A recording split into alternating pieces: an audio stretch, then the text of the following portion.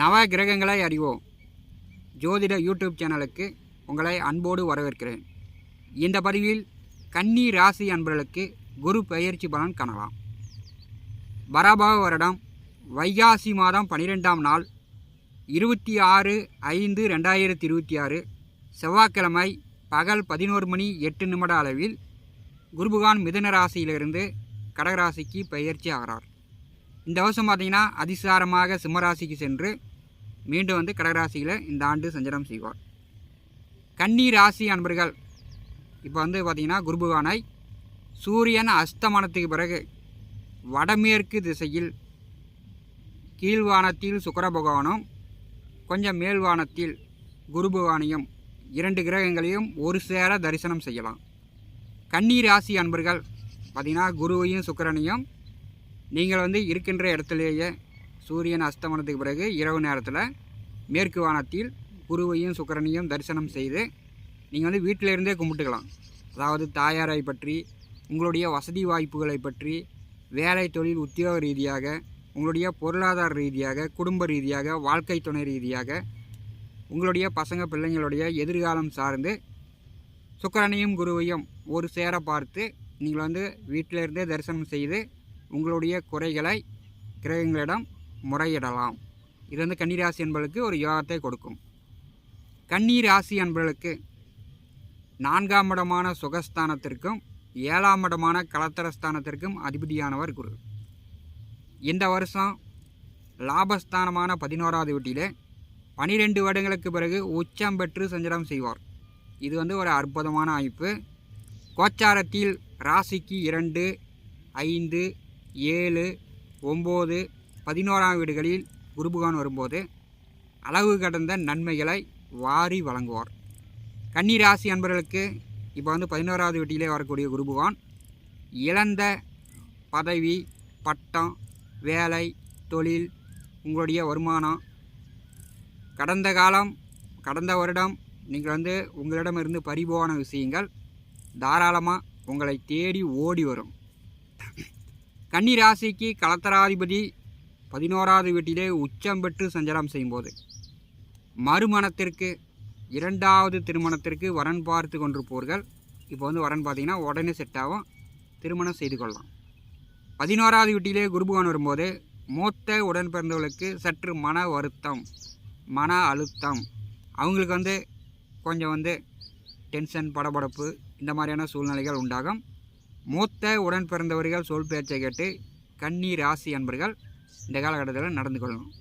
11வது வீட்டிலே குருபகவான் உச்சம் பெற்று செல்லும்போது கண்டிப்பாக புதிய நண்பர்களுடைய ஆதரவு, உதவி, உங்களுடைய மன எண்ண ஆசைகள் கண்டிப்பாக நீங்கள் எதிர்பார்த்ததை விட கூடுதலாக பெரிய அளவு உங்களுக்கு ஆசைகளும் வெற்றி வாய்ப்புகளும் கன்னிராசி என்பதற்கு தேடி வரும்.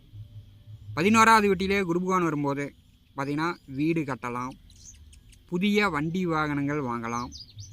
நீங்கள் பார்த்திங்கன்னா விவசாய நிலமோ வீட்டு மனையோ சொத்துக்கள் வாங்கலாம். அதே மாதிரி தங்க நகை 2 பவுனு, 5 பவுனு, 10 பவுனு இப்படி எடுக்கலாம்.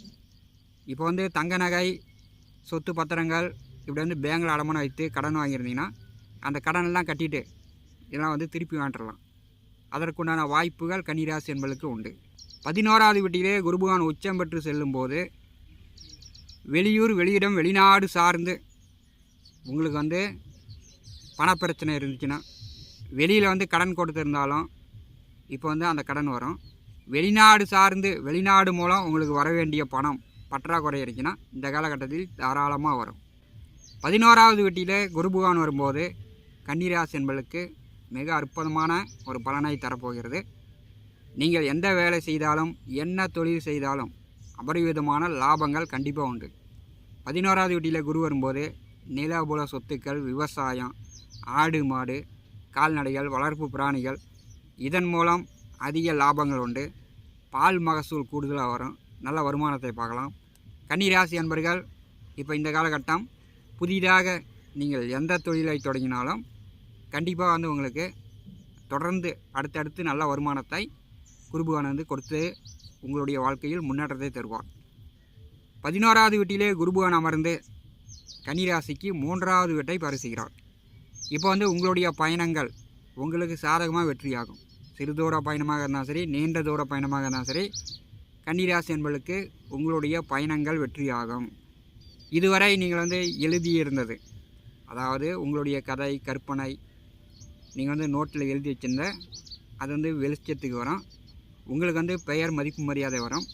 படித்து கொண்டிருப்பவர்கள் தாராளமாக அதிக மார்க் வாங்கி பாஸ் பண்ணுவீங்க. அதற்குண்டான வாய்ப்புகள் சிறப்பாக இருக்கிறது. 3வது வீட்டை குருபகவான் பாரி செய்யும்போது உங்களுடைய இளைய உடன் பிறந்தவர்கள் தங்க நகை, வீட்டு மனை, சொத்து சேர்க்கை, வண்டி வாகனம் வாங்கிறது, இந்த மாதிரியான அமைப்பு உண்டு. உங்களுக்கும் இந்த அமைப்பு உண்டு. கன்னிராசிக்கு 3வது வீட்டை குருபகவான் பாரி செய்கிறார். கண்டிப்பாக தாயாருடைய உடல் ஆரோக்கியத்தில் கவனம் எடுத்துக்கொள்ளுங்கள். கன்னிராசிக்கு 5ஆம் இடமான பூர்வ புண்ணியஸ்தானத்தை குருபகவான் 7ஆம் பார்வையால் பாரி செய்கிறார். பூர்வ புண்ணியஸ்தானம் பலமாகிறது. இப்போ பார்த்திங்கன்னா திருமணம் ஆகும். உடனே குழந்தை பேர் உண்டு. கடந்த வருடத்தில் திருமணமானவர்களுக்கு முதல் குழந்தை ஆண் குழந்தையாக பிறக்கும். 5வது வீட்டை குருபகவான் பாரி செய்யும்போது பூர்வீக சொத்து சம்பந்தப்பட்ட பிரச்சனைகள் தீரும்.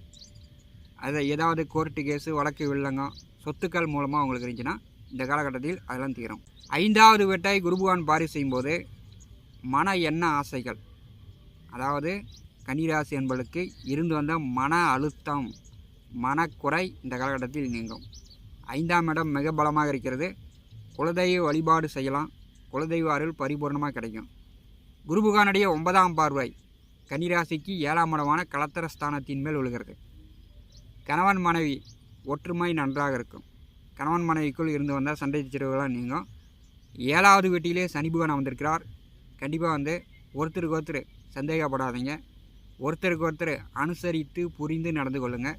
7வது வீட்டை குருபகவான் 9ஆம் பார்வையால் பாரி செய்யும்போது கணவன் மனைவி இருவரும் ஒற்றுமையாக சேர்ந்து கோயிலுக்கு போயிட்டாங்க.